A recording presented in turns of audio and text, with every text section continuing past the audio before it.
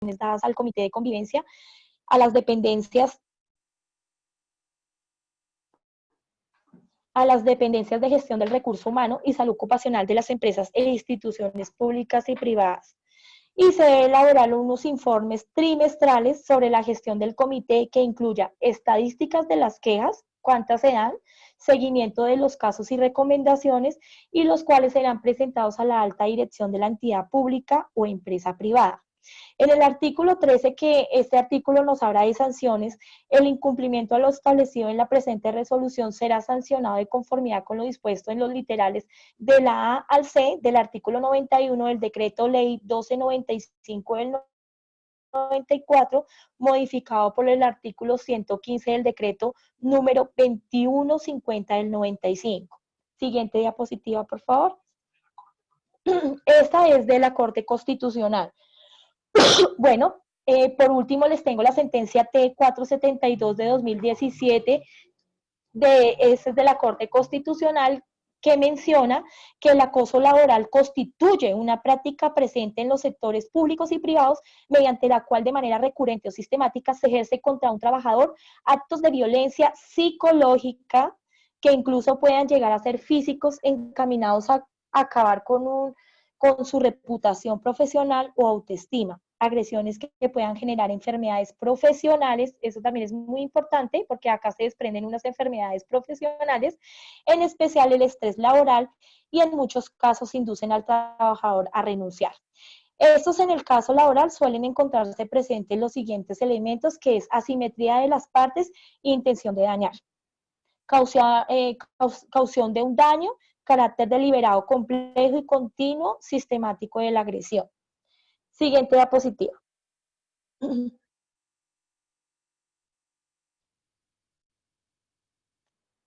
Siguiente diapositiva, compañera, por favor.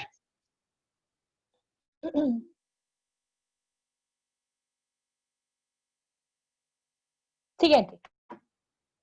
Gracias. Bueno, con esta ya le doy, ya finalizo esta charla y les dejo una frase que me encanta, que es: ojalá la gente entienda que la salud mental es tan importante como la física. Si tener fiebre te impide hacer cosas, la ansiedad también. Básicamente, muchas personas son negadas, renuentes a ir a asistir a terapia psicológica porque, no sé, tienen ese pensamiento de que asistir a psicología es de locos.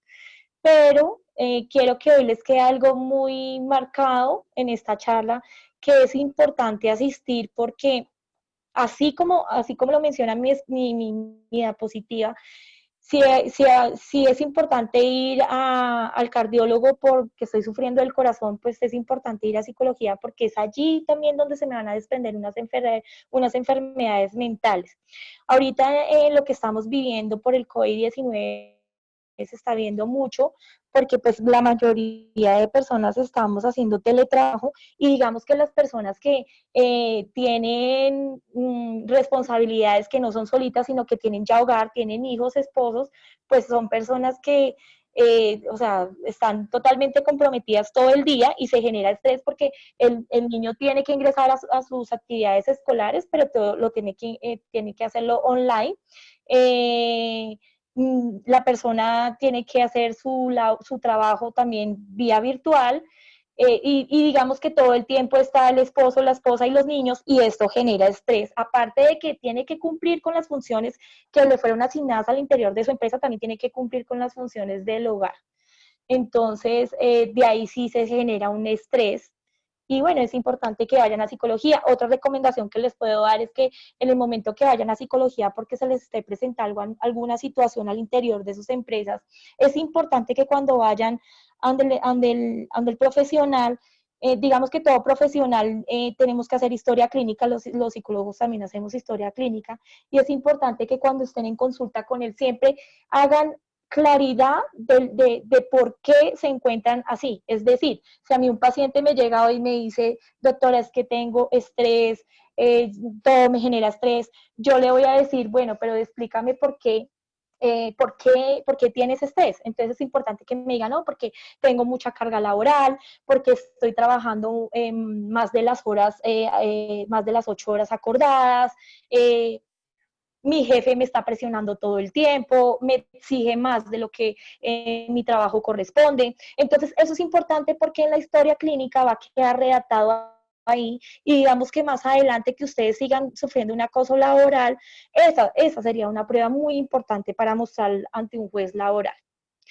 También cabe resaltar que la historia clínica es de totalmente reserva y que si ustedes asisten a psicología y el empleador les dice que tienen que presentar, pues que presenteme la historia clínica, pues obviamente no, porque la historia clínica tiene reserva, salvo cuando ustedes la quieran poner en conocimiento, ¿no? Pero creería yo pues que ningún trabajador la va a poner en conocimiento porque pues nadie quiere dar a conocer su estado de enfermedad o de discapacidad. ¿Qué otra cosa les puedo decir yo? ¿Qué otra cosa? Otra cosa que se me quede por ahí. No, bueno, en el momento creo que no. No sé qué preguntas tengan.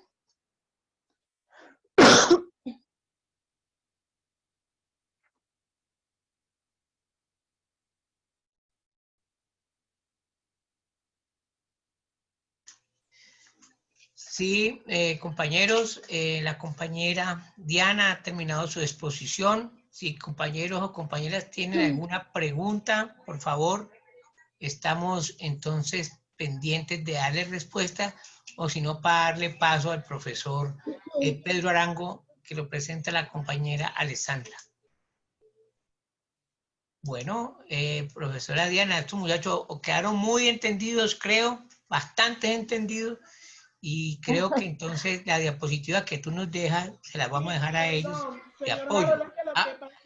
Jensi, la inquieta Jensi, a ver, cuénteme. No, lo que pasa es que quizás no haya pregunta, porque por lo menos nosotros en la universidad, hoy hubo nada más una capacitación sobre casi el mismo tema de salud ocupacional, de los riesgos, las causas, entonces quizás a todos nos quedó como claro el tema, puede ser que haya sido eso.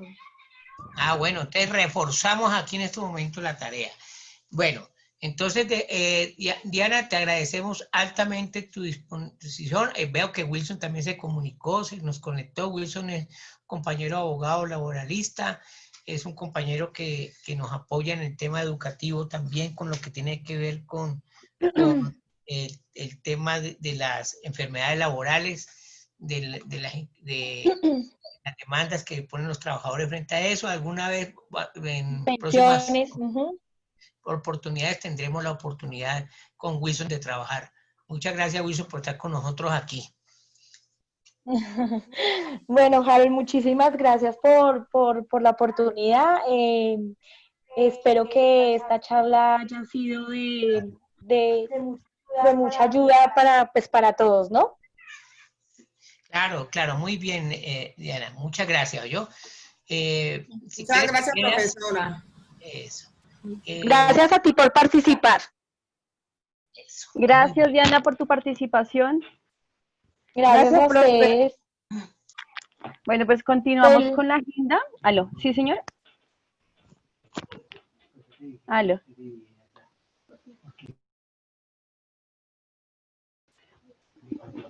Bueno, continuamos con el profesor Pedro Arango, vicepresidente de la CUT Nacional y también es líder, y es uno de los líderes del magisterio. Buenas tardes, profesor Arango. Sí, buenas tardes. ¿Me escuchan? Sí, te escuchamos. Sí, lo escuchamos. ¿Qué tiempo tengo?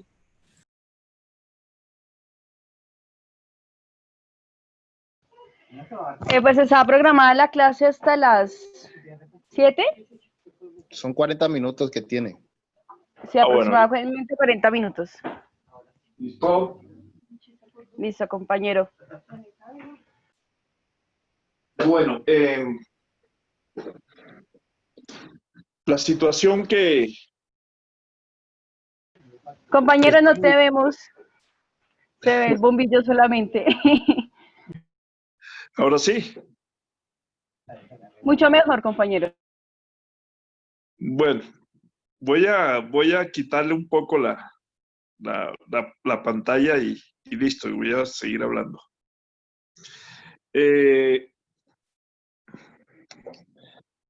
Sí, esta mañana estuvimos también en la reunión. Vamos a hacer la reunión más corta, el tema más corto, el día por la tarde. Y es hacer un recuento un poco de lo que ha venido sucediendo en estos tiempos en Colombia y en algunas partes del mundo. Estos temas son necesarios tratarlo porque pareciera que nosotros a veces quisiéramos escuchar exclusivamente las normas y lo que nos está tocando en el momento. Pero resulta que toda esa serie de normas, el laberinto de situaciones que se presentan, que a veces no los percibimos detalladamente, sino que recibimos los efectos, son políticas trazadas internacionalmente porque Colombia hace parte de un engranaje de carácter político y económico y que es tutelado por Estados Unidos, que Estados Unidos ha considerado que Latinoamérica es su patio trasero y que se abroga el derecho de decidir por los destinos de estos pueblos y los gobiernos que buscan la manera de desarrollar su propia historia, hacer respetar su soberanía, pues Estados Unidos no lo respeta. Porque efectivamente el capitalismo no le importa absolutamente a nadie. Lo que importa es la acumulación del capital, la sociedad de consumo. Lo menos que le importa es la vida de la gente. Por eso, cuando se presenta este debate, en el caso que nos está ocurriendo, pues ahí se ve claramente las dos posiciones.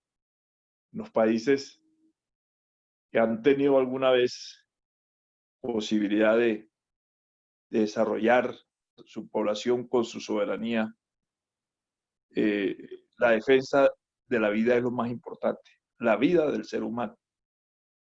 Sus decisiones es para desarrollar el ser humano. Sus decisiones es para que se tenga una vida digna. Mientras que en el capitalismo, pues no. Por eso había un estado de bienestar donde gran parte de las necesidades de la población estaban resueltas.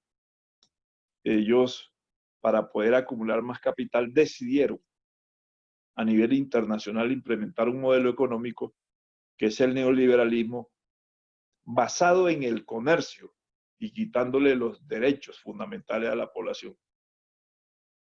Y convertir los factores o los servicios esenciales para la vida, como es el agua, como es la salud, en un negocio. Entonces, como se fortalecieron con las armas para convertirse en gendarme, para poder someter a los demás pueblos con misiles, con bombas atómicas, con bombas químicas, bombas biológicas. ¿Por qué nos quedamos en silencio?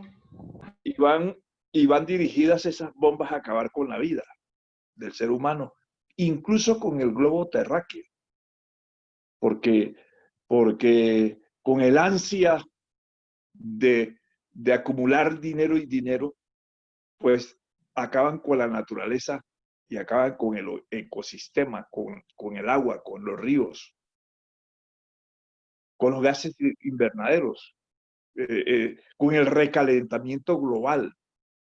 Estos virus que salen es precisamente porque Si, por ejemplo, se está deshielando los polos, todos esos virus que hace 1.000.000 de años están allí congelados, con el recalentamiento salen. Pero a ellos sencillamente no les importa eso. Implementan la energía fósil, que es autodestructiva para la sociedad. Y en ese sentido, por eso invaden a los pueblos buscando su energía fósil, que es el petróleo. Desprestigian a los gobiernos, a los presidentes de los pueblos, los dividen, crean la zozobra, los bloquean económicamente, desquitan las relaciones entre los pueblos fraternas, no existe la solidaridad. Y entonces, cuando con los procesos jurídicos, porque también tienen el arma jurídica, para tumbarlos, como en el caso de Lula, como en el caso de Latinoamérica, como en el caso... Y asesinan a los presidentes de esos países y le botan bombas, le lanzan bombas atómicas, bombas químicas, bombas biológicas, con tal de apoderarse de la riqueza de esos pueblos, Afganistán, Irak, Libia. Venezuela en este momento es un punto importante porque Venezuela tiene muchas riquezas. Tienen yacimientos petroleros hasta de 100 años. Tienen el oro, tienen el coltán, tienen las fuentes hídricas, la esmeralda. Entonces, pero no, lo primero es el desprestigio y cuando ya no puedan, han intentado ya asesinarlo varias veces. El payaso ese de Guaidó, un presidente peor que el que tenemos nosotros. Porque aquel no tiene ni siquiera, este por lo menos sale por televisión a joder todos los días a las 6 de la tarde. Porque como no sabe nada, pues entonces ahora se metió de presentador de televisión. Un reality. Efectivamente, entonces, en Bolivia no hicieron lo que hicieron en Argentina, que también quisieron abrir el proceso a la presidenta, a la expresidenta. En Argentina, lo mismo hicieron en Brasil, pusieron preso antes de las elecciones. Y bueno, y en Bolivia lo que hicieron fue un golpe de Estado. Obligaron a Evo a irse si no le mataban la familia y lo mataban a él. Esa es la situación. Ahora están pensando en crear dos bloques, los dos mundos que llaman. Los dos mundos es que los países ricos en que tienen riquezas naturales, Estados Unidos, la Unión Europea, se apoderan de esos países y son los que administran la riqueza de esos países. Y el otro mundo que no tiene nada, tiene que solicitarle permiso para poder negociar con esos países. Pero siempre buscando la forma de acumular dinero. En Colombia, entonces, el Banco Mundial le traza la política, el Fondo Monetario Internacional le traza la política y la OCDE, se afiliaron a la OCDE. Y la OCDE también le tiene un recetario a todos estos países, lo que deben hacer. Se monte, como tienen que cumplir con los préstamos internacionales, las deudas externas, los condicionan para que tracen las políticas dentro de esos países. Nosotros les prestamos, pero ustedes tienen que estrangular económicamente a los que producen la riqueza, porque los que producen la riqueza son los trabajadores. Aquí lo vimos en la pandemia. Si los trabajadores no salen, pues esos tipos están jodidos. Sencillamente no tienen la posibilidad de tener la riqueza. Por eso obligaron al presidente de la República a que tenía que sacar a los trabajadores, porque de lo contrario quebraban todos. Entonces nos encontramos de que despidieron a todos los trabajadores, vendieron las empresas y la gente en la economía informal, desempleada, los jóvenes sin la posibilidad de trabajar, en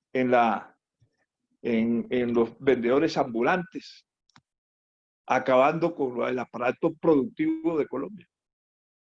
el campo abandonado, las importaciones. Las importaciones no le compran prácticamente los productos colombianos, sino que lo traen desde el exterior, porque es que esos productos como los cereales, el maíz y todo en los otros países como Estados Unidos son subsidiados por el gobierno, por lo menos el 40%, y desde luego los precios son más bajos que los productos colombianos.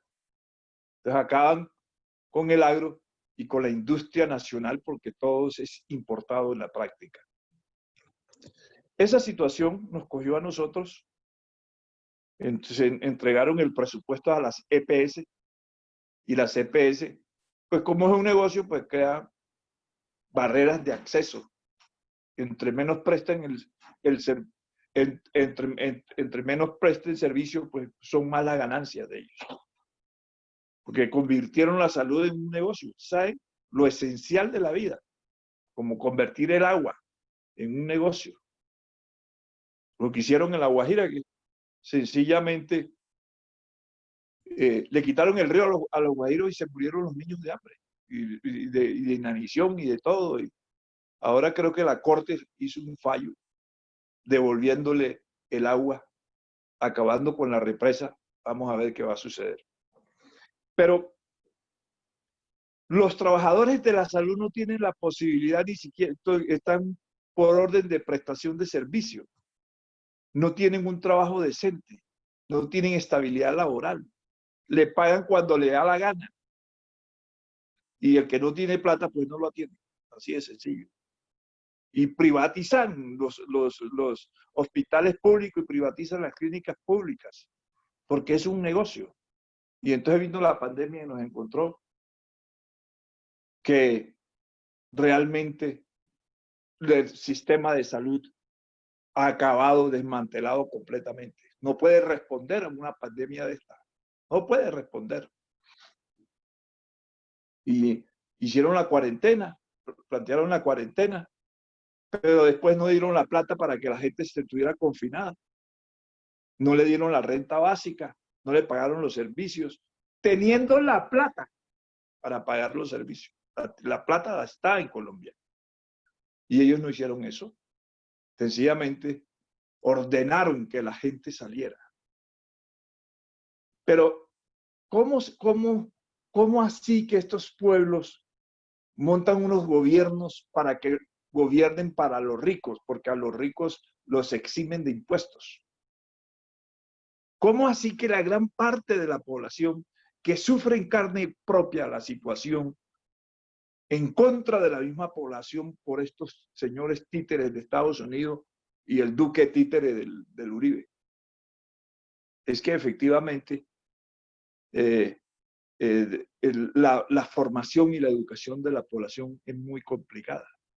Pero también hay una situación, y es que gobiernan con el genocidio y con los asesinatos de la población, con la represión. Porque ustedes saben que las Fuerzas Armadas tienen una formación, la mayor parte son asesinos. O entonces explíqueme usted cómo se le puede llamar a un ejército y una policía que mata a los líderes sociales. Pues son asesinos que matan a Dylan Cruz, el estudiante aquí en Bogotá. Con los paros del 21 de noviembre vino un policía y lo mató delante de todo el mundo. Y el señor Uribe, su familia, toda su familia y él rodeado de paramilitares y de narcotraficantes, todos, que mata a los testigos, más de 14 testigos asesinados. El señor fiscal Humberto Martínez le dio cianuro al que le iba a denunciar por Odebrecht. Y el hijo dijo, ahora yo voy a retomar las investigaciones y también le dieron cianuro. Dicen ellos que se la tomaron. Porque en las cárceles también hacen lo mismo. Envenenan a los testigos y los asesinan. Le producen atentados. Y eso no es ahora, eso el señor Uribe, que ahora está allá en su hacienda, que le ordenaron la detención domiciliaria. Ese señor no es la primera vez que hace eso. Ustedes recuerdan que cuando fue presidente hubo un magistrado auxiliar que se llama Iván Velázquez, un magistrado, le estaba investigando a Uribe todas sus relaciones y Uribe le ordenó investigarlo a él. Estaba investigando porque efectivamente hicieron lo que hicieron ahorita con el señor Diego Cadena, el abogado. Le mandaron los abogados a un señor que se llama Tasmania o alias Tasmania para que le diera una carta señalando que estaba sobornando a los presos como el señor Tasmania. Le dijeron que Iván Velázquez estaba sobornando. Y son los mismos abogados que les producen las cartas. Y recuerdan ustedes cuando se decía que estoy en la casa de Nari, era el señor Job Antonio López, desmovilizado del bloque Metro, que llevaba del DAS los CD para que hicieran las chuzadas a la Corte Suprema de Justicia. Es que eso hace más de 12 años. Igualmente ocurrió entonces con el señor Iván Cepeda, el senador Iván Cepeda, que abrió la investigación de la Granja, del Aro, de las masacres que hicieron cuando el señor Uribe era el gobernador, aliado con todos los paramilitares y con las Convivir. Entonces, pobrecito el anciano este, dice, y entonces hay ahora el de la patria, mejor dicho, el ejemplo del mundo, pero asesinando a la gente y estando con narcoparamilitares, y es porque este es un estado narcoestado. El 30% de los, mejor dicho, el paramilitarismo y el narcotráfico se tomó el Congreso de la República. Más del 30% del Congreso de la República está preso por estar ligado con los paramilitares. Es decir, que ellos para poderse mantener en el poder se mantienen asesinando a la gente y lo hacen con los líderes sociales y con todo el mundo y atemorizando. Creo que es el primer país en el mundo donde se asesinan más líderes sociales. El tercer país más desigual del mundo. Nosotros tenemos unos récords. El país donde se desplaza más gente. El primer lugar en corrupción. Entonces, fíjense quiénes nos gobiernan. Y para poderse mantener el poder no solamente asesina, sino que compra votos. Ya vimos la ñeñe política, ya vimos a Aida Merlano. Y todo eso. ¿Cómo hacemos entonces para cambiar la mentalidad y cómo hacemos para llegar al poder, para que haya un gobierno democrático? Sencillamente nos toca cambiar a todos esos señores. Y para eso la gente tiene que tomar conciencia que el Congreso se tienen que nombrar senadores y congresistas de la Cámara de Representantes y Senadores diferente a lo de las clases dominantes. Pero resulta que en las ciudades, resulta que en los pueblos, resulta que en las gobernaciones también se hace la misma práctica. Y entonces la gente vota para Congreso, diciendo es que eso nos van a representar allá, pero cuando llegan allá representan a la clase dominante. Y entonces nombran los diputados, nombran los concejales, nombran los alcaldes. Es una situación bastante compleja para poder, pero nosotros no nos podemos desmoralizar, tenemos que mantener y persistir para poder tener un gobierno que realmente gobierne para la población. Porque no nos puede mandar a nosotros ni siquiera más, por ahí unas 50 familias en Colombia mandan a 49 millones o a 50 millones de colombianos. Y la gente sencillamente, teniendo nosotros la posibilidad de cambiarlo, no los cambiamos.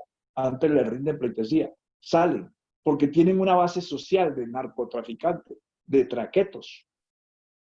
Entonces, esa es la situación que nosotros estamos viviendo, una situación bastante compleja. El señor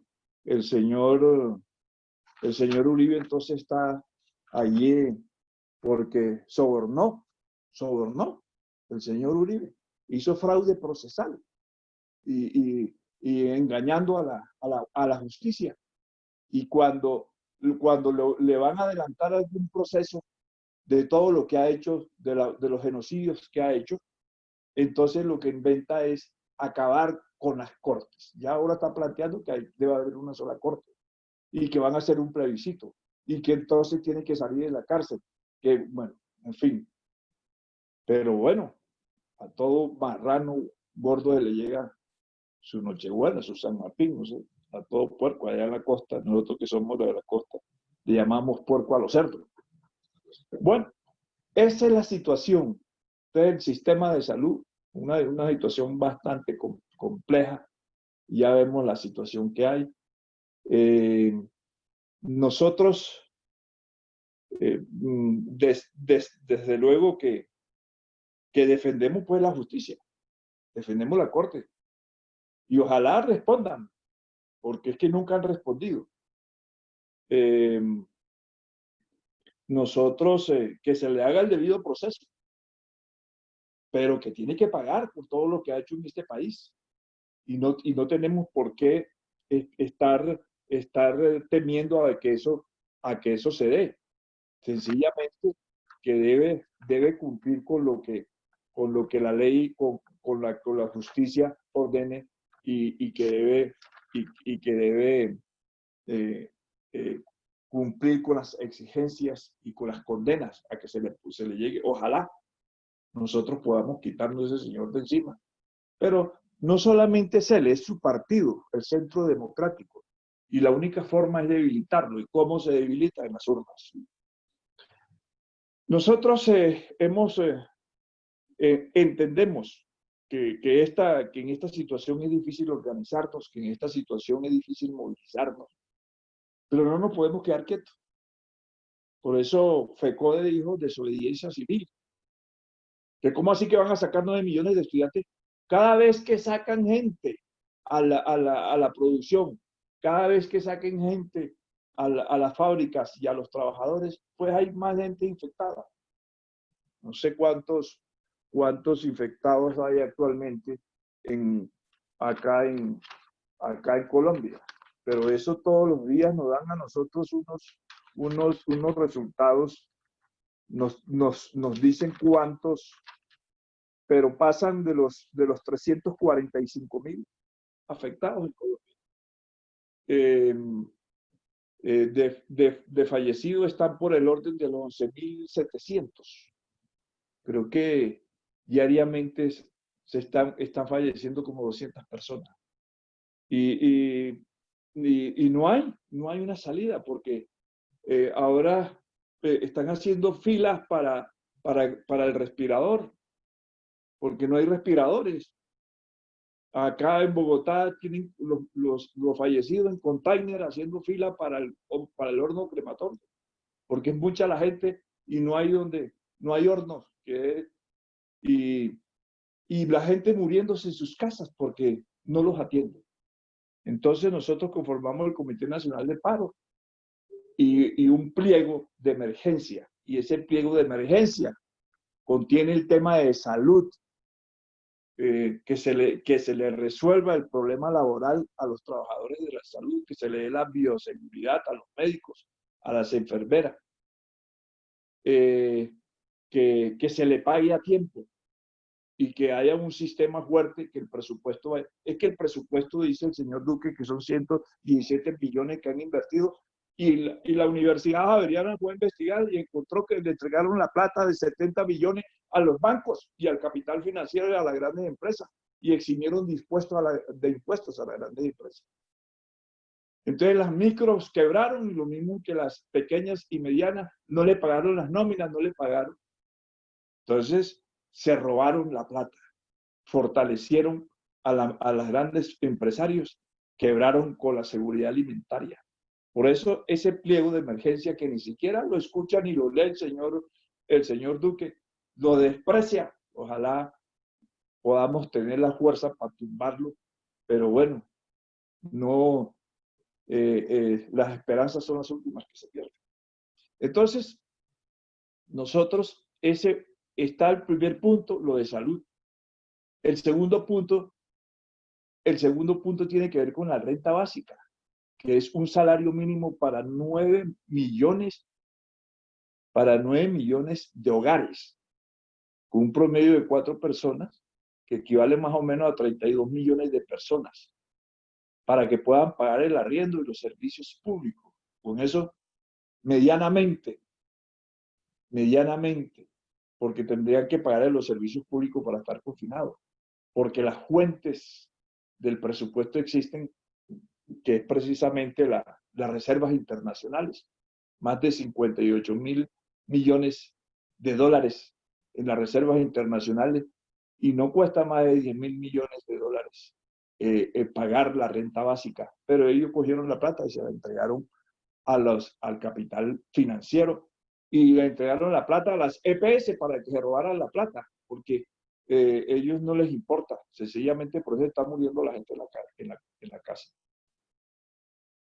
Los estudiantes tienen que tomarse las universidades para que no le cobren, las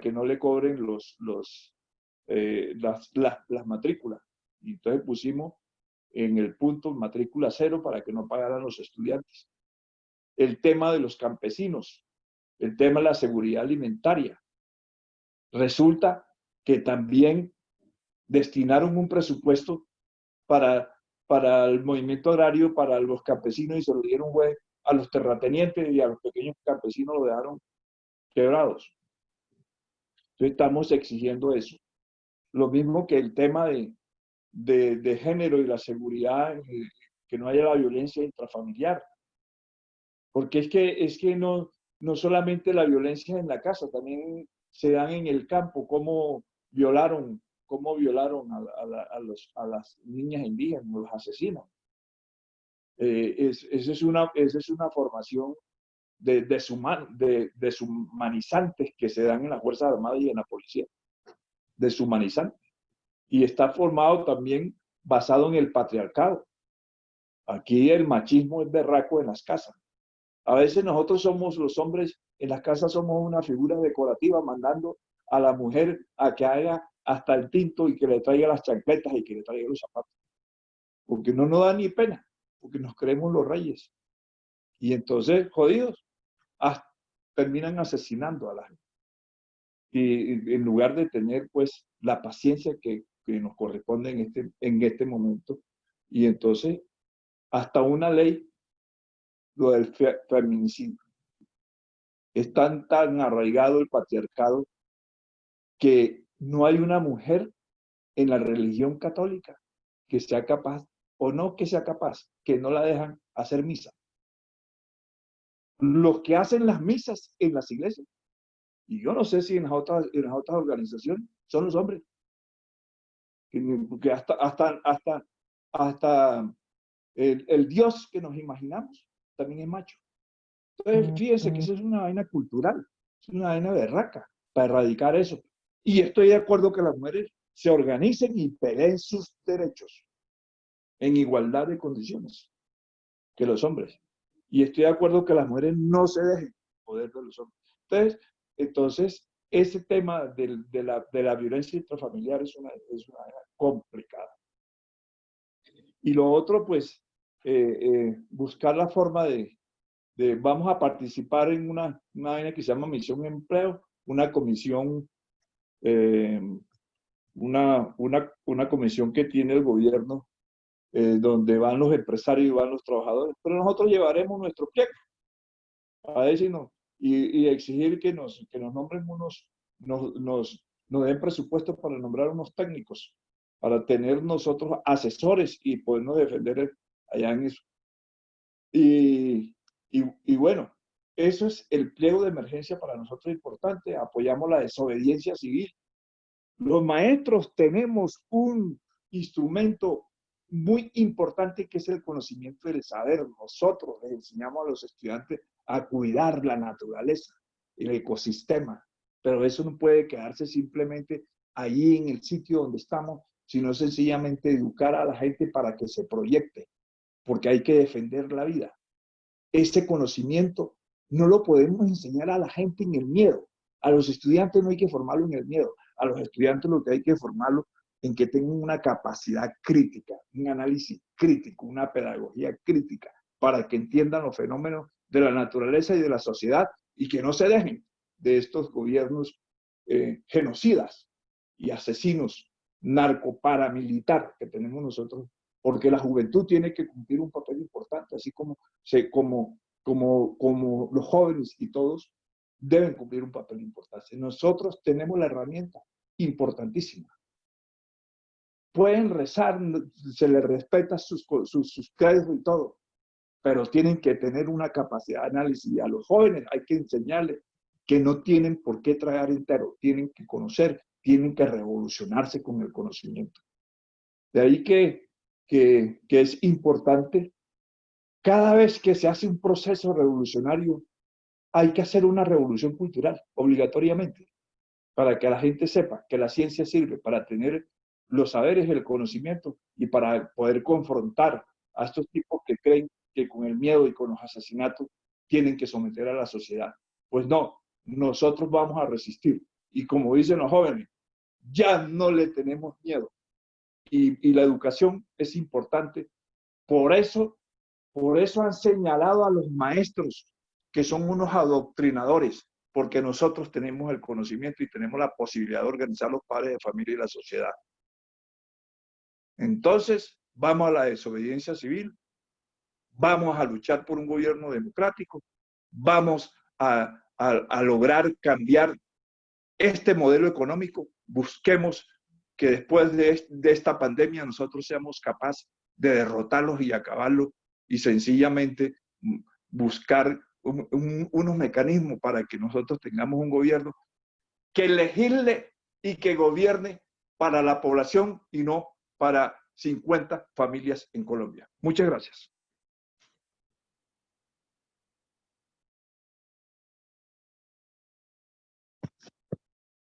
¿Aló? Y gracias a usted también. Gracias, compañero Pedro. No sé si hay preguntas. Yo creí que se habían ido y había hablado solo. Aquí estamos. Ah, bueno.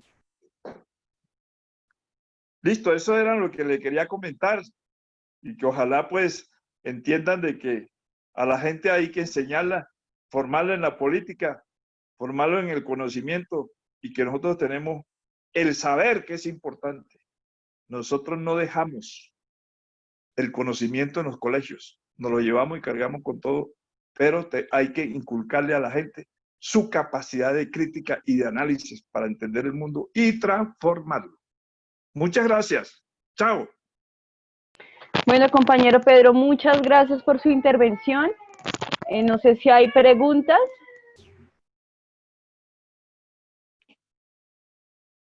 Pues preguntas no, pero que la gente vea los documentales que hay. Él habló de las guerras del agua en Bolivia. Sería bueno ver. Hay hasta dibujos animados, Abuela Grillo, películas como también La lluvia, del problema Sí, que hubo en Cochabamba en el año 2000. Sería bueno que la gente lo repasara. En cuanto a lo de la salud, que miren el documental de Michael Moore, que se llama Citco. Es muy bueno, ahí muestran cómo nace el aseguramiento de la salud prestado por empresas aseguradoras, que todo fue un soborno que le dieron a Nixon. Compañero, si puedes hacer una lista, sería mucho mejor para poder mirar lo que tú nos estás diciendo. Muchas gracias. Qué pena. Listo. Ahora lo pongo ahí en el chat. Sí, señor. Sí, señor.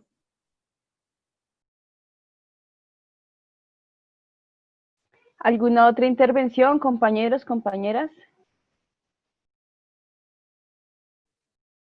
También, por favor, si nos podrían enviar los links de las grabaciones que han realizado para hacer una retroalimentación que la verdad, pues a veces uno llega un poquito tarde o se desconecta y se pierde el hilo de lo que están hablando. Entonces, si nos mandan el link de las grabaciones, yo creo que sería muy importante para poder retroalimentar lo que se habló y lo que se vio.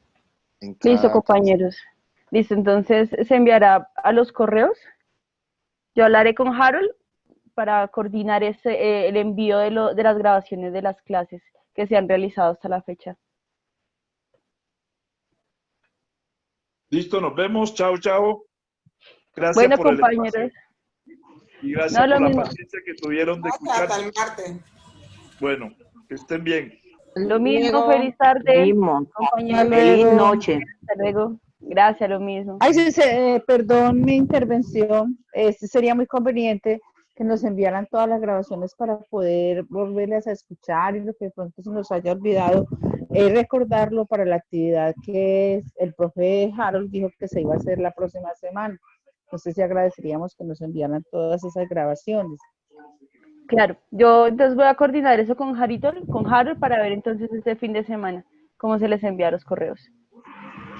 Listo, muchísimas gracias. Bueno, no a ustedes, compañeros. Ahí veo que ya el compañero está anotando algunos de los documentales si quieren tomar nota. Y si tienen algo más, algún comentario, o si no, nos veríamos en la próxima clase.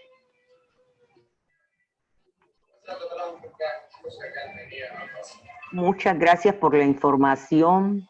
Feliz noche y cuidémonos todos. Gracias, compañeros, compañeros. Lo mismo, feliz noche, que descansen.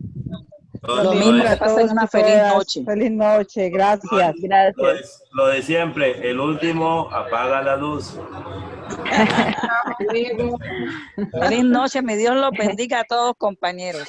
Igualmente. Que descansemos. Beatriz, chao. Feliz noche, chao a todos.